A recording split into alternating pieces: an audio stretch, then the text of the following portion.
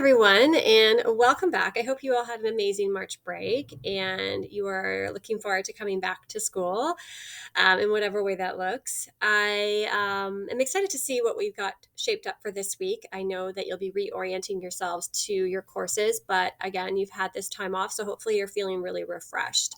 This week we have two things to focus on. You've got your very first quiz and you have your first blogger project. So I'm just going to take some time to just talk about both of them. But please note there's also a video with the submission in Dropbox. There's a video actually expanding on and explaining the Magic of Thinking Big blogger project. So I will draw your attention to that because that's where I've actually taken time to explain this assignment, okay? So first things first, don't forget to do your participation activity for your attendance check. And then we've got our first quiz. So quizzes and tests in this course, we have very few, but we do have a final exam. So it's important that you do get some practice with, knowing how I write tests and quizzes. So that's what this is really all about. Now, one thing that I will say is that e-learning students tend to think that they don't have to study for tests in e-learning courses because they think they're at home, they can just have all of their notes out, and that's enough. But tests and quizzes are timed. You do have to practice completing tests and quizzes in a timed manner. That's just how life works, especially if you're pursuing university or a college. And so the only way that we get any practice for that is to actually do it. So this quiz is designed to be done in a half an hour, but you've been given 1 hour. It's more than enough time to complete the quiz.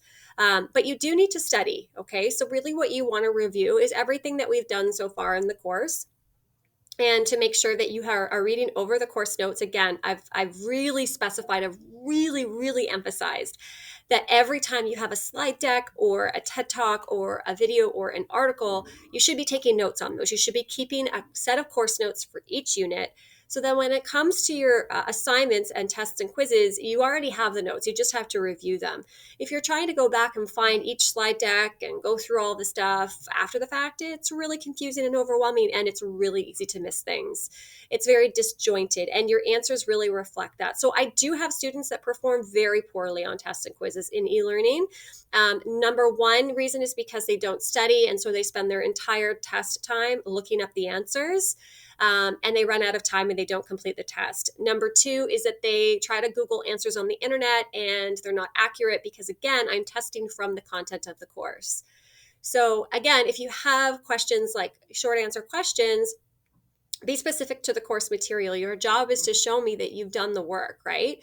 You have to draw into the videos that we've watched, expand on the examples that I've given you, right? This is your time to show me that. So you do really need to study.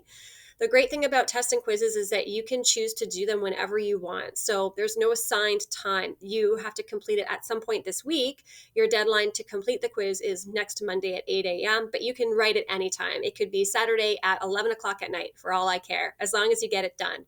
Once you open the quiz, you have to complete it at that time. So you can't come in and out of the quiz. You'll have a timer that's set and you'll have 1 hour, and after 1 hour, the quiz will close.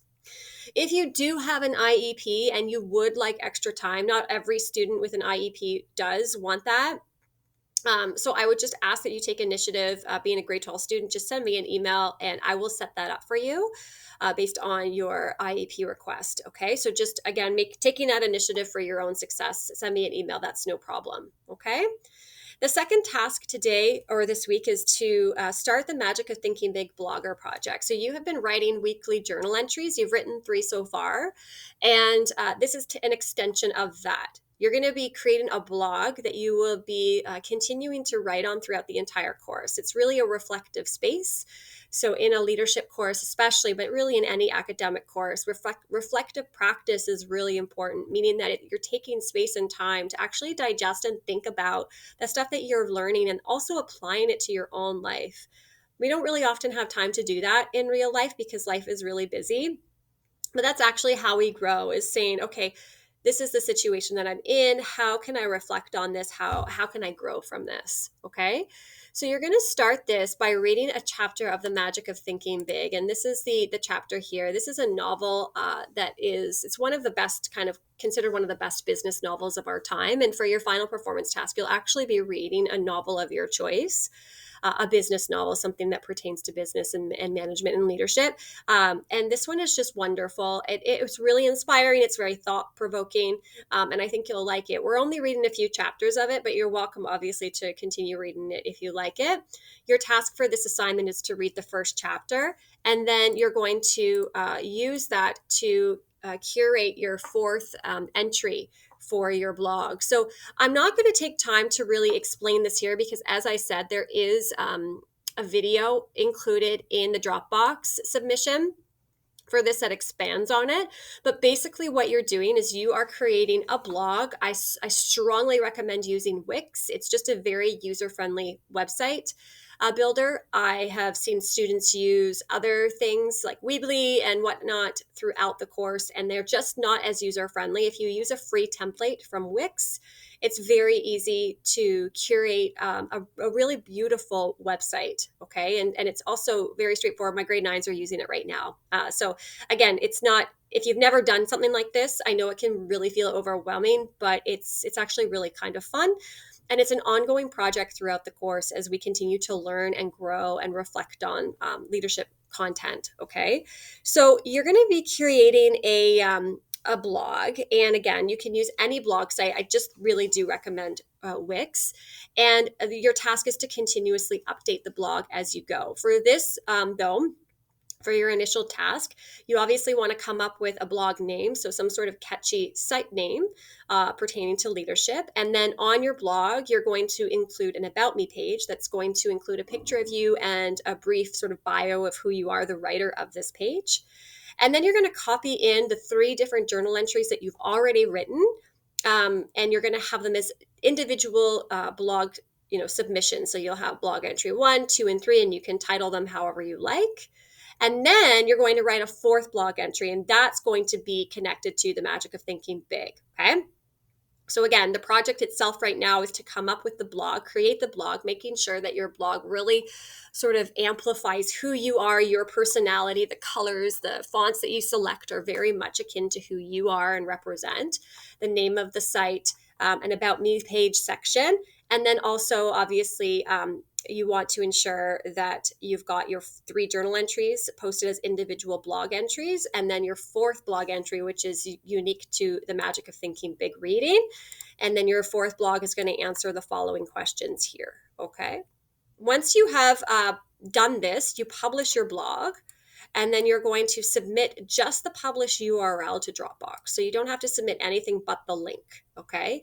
You want to make sure that your link is live and working. Sometimes students will send me the link that's like their editable link, the one that they're using to edit the website, but you actually have to publish it or else I won't be able to go into the blog. So my suggestion would be just to send it to someone like a family member or a friend and make sure they can open it. And if they can open it, then you know that it's working and I will be able to open it, okay? So you're going to be continuously updating this throughout the semester. This is not something you want to just ignore and not do because it'll really influence the outcome of the course. It's also something that students tend to really shine on. They do really, really good work. The marks tend to be very high. But again, it's all about the amount of effort that you put in, right? That's what it comes down to. Okay. Again, don't forget to personalize your page. Make it all about you. I want to look at it and feel your energy through the page. Okay. Again, there is a video explaining this and expanding on this in Dropbox. If you go to our assessments in Dropbox, you'll see that the Magic of Thinking Big Blogger project has been posted. And that if you go into it, there's actually another video that does explain it. Okay. That's not it. Sorry. I see things differently on my end. It's here somewhere. There it is. Project 2, Passion Project Leadership Blogger. Woo, that's a tongue twister. Okay, so there is a video there. And then again, don't forget that the quiz, if you want to access the quiz, if you go under Assessments Quizzes, you'll see that it's available to you as well. And like I said, you can complete that at any point this week.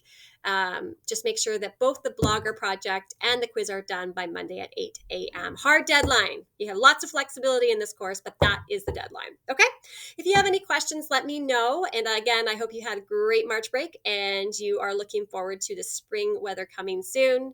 And if you have any questions, you know where to find me. I'll see you online.